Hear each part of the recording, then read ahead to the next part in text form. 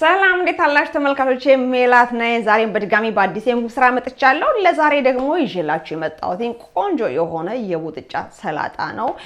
እንዴት ነው የምሰራው የሚለው ነገር አብረን እናያለን። አብራችሁ ነው። ለቡጥጫ መስሪያ የሚያስፈልገኝ ግብአት የሽምብራ ዱቄት፣ ቀይ ሽንኩርት፣ ነጭ ሽንኩርት፣ ሎሚ፣ ቃሪያ፣ ዘይት፣ ጨው እና ቁንዶ በርበሬ ናቸው። ከዛ በመቀጠል እንግዲህ የመጀመሪያው ስራ የሚሆነው ቡጥጫዬን ሲጀምር እዚህ ጋር አንድ ኩባያ የሽምብራ ዱቄት አለኝ። እንደዚህ ያደርግና በሁለት ኩባያ ውሃ በጠብጠዋለሁ ማለት ነው።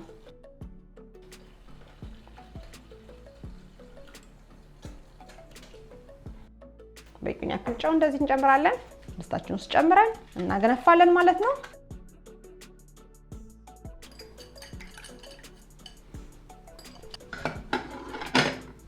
ከዛ ድስታችን ሲገለን እንግዲህ ይሄንን ማማሰልና ማገንፋት ነው ማለት ነው።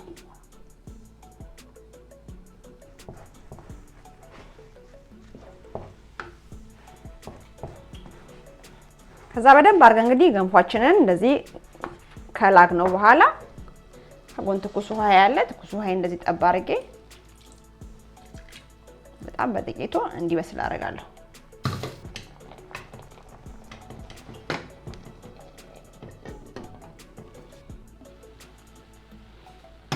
ከዛ በደንብ አድርገን እንደገና እንልጓለን ማለት ነው።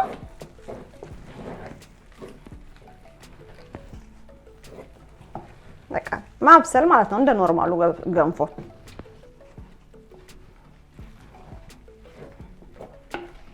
ያው ግን የጓጓለ ይኖራል ብለን እኛ እናስብ። ምክንያቱም መጀመሪያ በደንብ አድርገን መተን ስላለው ስለጣድ ነው ማለት ነው። ምንም ጓጓላ ስላልነበረው ነገር ግን መብሰል ስላለበት እንደዚህ ሁለት ሶስቴ በቃ ቀምሳችሁት የበሰለ ሲል ማለት ነው። የበሰለ ሽምብራ ያስታውቃል አይደለ? ገንፎ ሲበስል እንዴት ነው? ልክ እንደሱ ሲሆን ታበቃላችሁ ማለት ነው። ውሃችሁን መጨመር። ከዛ ግን እንደዚህ እየጨመራችሁ ታበስላላችሁ።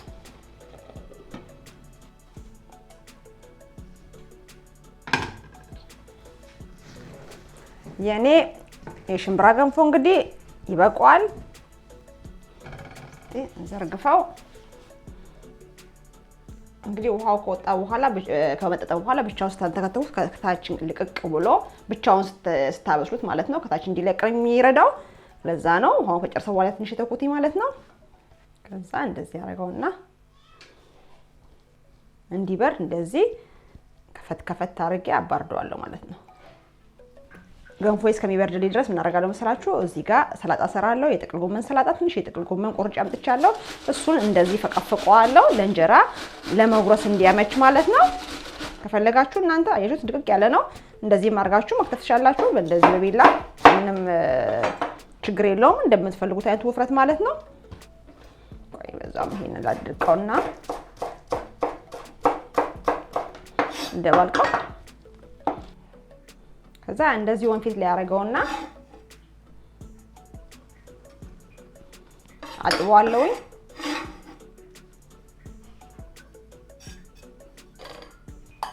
ከዛ ምን እንደመሰላችሁ ማድረገው እዚህ ጋር እንደዚህ ገለብጠውና እንጠቀምታለን መልሰን። እዚህ ጋር አቼቶ አለኝ ወይም ቪኔጋር፣ እሱን በደንብ አድርጌ እንደዚህ አደርግበታለሁ። ታቻለ ምን ያህል ብዙ እንደጨመርኩኝ። ከዛ ከጨመርኩ በኋላ በደንብ አድርጌ በእጄ እሽት አደርገዋለሁ። ከዛ በኋላ እንደገና አጠለዋለሁ ማለት ነው። ከዛ ያሸነውን ጎመን ምን እናደርጋለን መሰላችሁ? እዚህ ጋር እንግዲህ እንደዚህ አድርገን በደንብ አድርገን ጭምቅ እናደርጋለን። እንግዲህ አቼቶ ማድረግ የሚጠቅመው ምንድነው መሰላችሁ? ጎመኑ በውሃ ስለታጠበ እንዲሁም ደግሞ ጎመን በራሱ በጥሬው ሲበላ በጣም የሚጣፍጥ እንዲሆን ይረዳዋል ማለት ነው። ውሃም እንዳይል አቼቶ ካለ በደንብ ጣዕም ይወስዳል ያቼቶውን። ስለዚህ ለሰላጣ በጣም ተመራጭ ማለት ነው። በመቀጠል ደግሞ ይሄ ምንድነው ጎመን አንዳንድ ጊዜ ክሽ የሚል ነገር አለ። እሱ ነገር እንዲጠፋና በእንጀራም ስንበላው ወይም እንዲሁም ደግሞ ስንበላው አፋችን ላይ ለስለስ ብሎ እንዲገባ ያደርጋል ማለት ነው። ስናጥበው ራሱ ያስታውቃል። በቃ እንዲህ ስናሻው መጀመሪያ ሲጢጥ ይላል። ከዛ በኋላ እየቆየ ሲሄድ እየለሰለሰ ሲጢጥ ማለቱ እየጠፋ ይሄዳል ማለት ነው። ስለዚህ ቆንጆ አድርጎ እንዲለሰለስ ያደርገዋል ማለት ነው።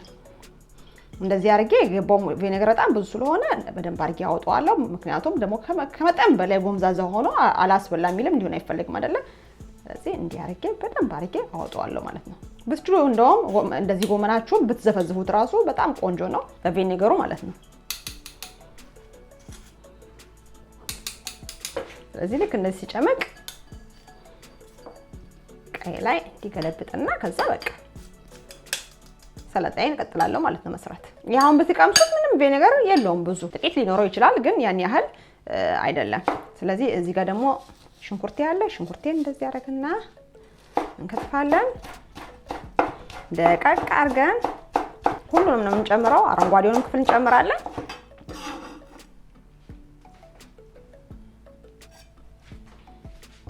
እዛ ቲማቲሜን ከትፋለሁ። ቲማቲሜንም አነስ አነስ አድርጌም ከትፋው ምክንያቱም ጎመናችን አነስ አነስ ያለ አይደለ። ስለዚህ ብዙ የተለያየ እንዳይሆን ፍሬውን እንደዚህ ያወጣለሁ።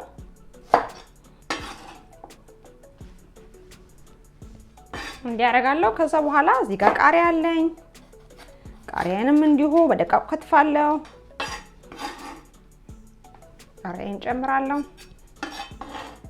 ከዛ በቃ እንደዚህ ካረኩ በኋላ ልክ ልመገብ ስል የሚቀረውን ነገር አዘጋጃለሁ ማለት ነው። አሁን እንግዲህ እዚህ ጋር ገንፋችን በርዶልና ምን መስራችሁ የምናደርገው እንደዚህ ከፈልፈል ካረግነው በኋላ እዚህ ጋር ሎሚ አለ።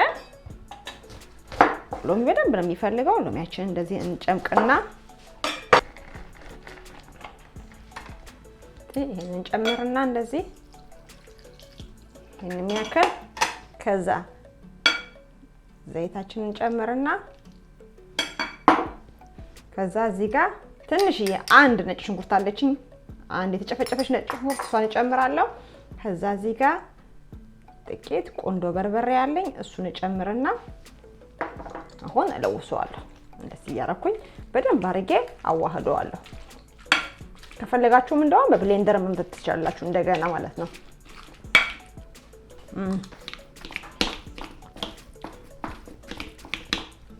ዘይት ያንሰዋል፣ ሎሚም ያንሰዋል። ምንም እንዳትፈሩ እየቀመሳችሁ በቃ መጨመር ነው።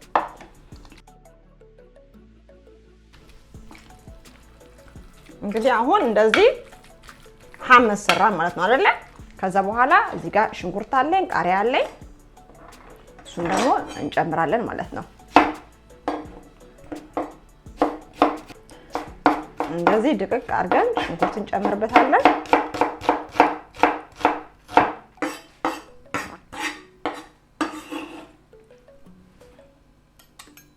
ካደባለቅ ነው በኋላ ነው ሽንኩርትና ቃሪያውን የምንጨምረው።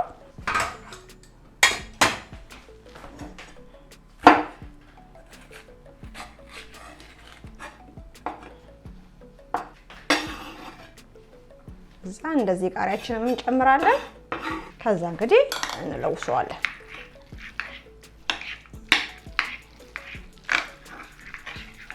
አሻለ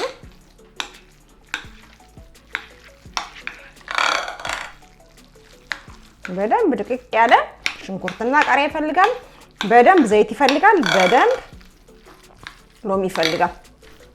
ቁንዶ በርበሬና ጨውን እንደ ፍላጎታችሁ እንደ ጣዕሙ ማለት ነው። እንደየራሳችሁ የጨው መጠን። እስቲ አሁን የሚቀመስ በቅምሻ ጠገብኩኝ። አያችሁ? አሁንም ትንሽ ጨው ይፈልጋል። አሁንም ሎሚ ይፈልጋል። ቅድም ያስተረፍኩትን ሎሚ ማለት ነው። 2 ሎሚ ነው ማለት የጨመርኩት።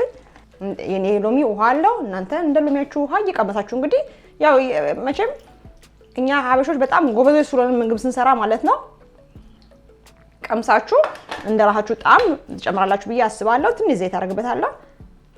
አሁን በቃ የመጨረሻ ይሆናል ብዬ አስባለሁ። ቀመምን ጨረስን ማለት ነው።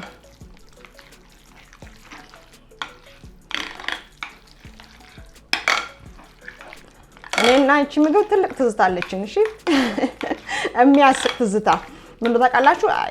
ይመስለኛል ከ3 ወይ ከ4 ዓመት በፊት ማለት ነው እንደዚህ ቡጥጫ ሰርተናልና ማቃቸው ሰዎች እንግዳ ጠርተው ነይ ቅመሽልኛል ማለት ነው። እና እሺ ብዬ እኔ ደግሞ ልቀምስ ሲሄድ ቡጥጫ ብለው ያቀረቡልኝ ይሄን ነው። እኔ ደግሞ ማቀው ሌላ ቡጥጫ ነው። እና እንዴት ነው ምናምን ሲሉኝ ልክ ምግቡ አጠገቤ ሲደርስ ለኔ ራሱ አዲስ ነበር፣ እንግዳ ነበርና አዲስ ሙያ በዛው ተምሬ መጣ ማለት ነው።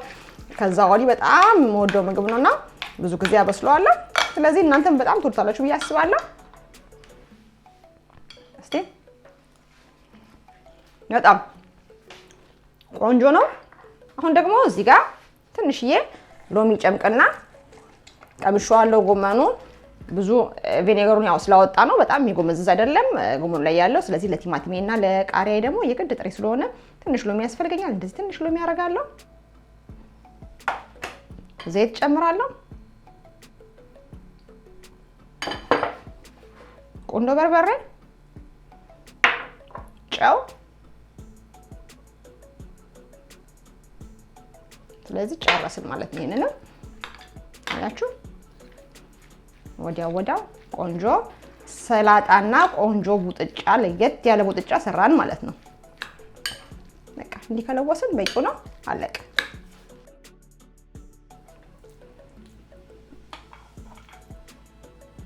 እንደዚህ ቡጥጫዬን አወጣለሁ። ከዛ ከጎኑ ደግሞ ሱፐር ዱፐር የሆነ ሰላጣዬን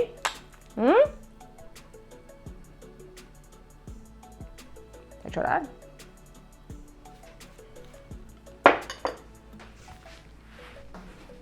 ከዛ እጄን አስተካክልና ተጨራቲ ይቧጠጥ።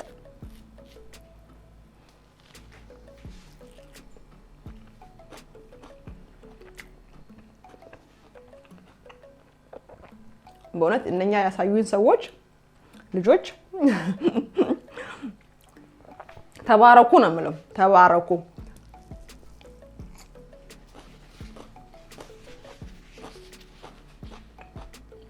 እንዴት እንደሚጣፍጥ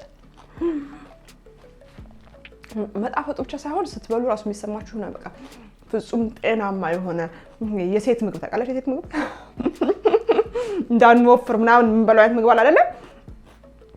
ልክ እንደሱ ነገር የበላችሁ አይነት ስሜት የሚሰማችሁ ነገሩ ነው። ያው ሽምብራ ምንም ጥያቄ የለውም እና አሰራሩ ደግሞ ስለማይቆላላ ስለማይጠበስ ምናምን በቃ ራሳችሁ ሁሉ የጠበቃችሁ አይነት ስሜት ነው የሚሰማችሁ። እሺ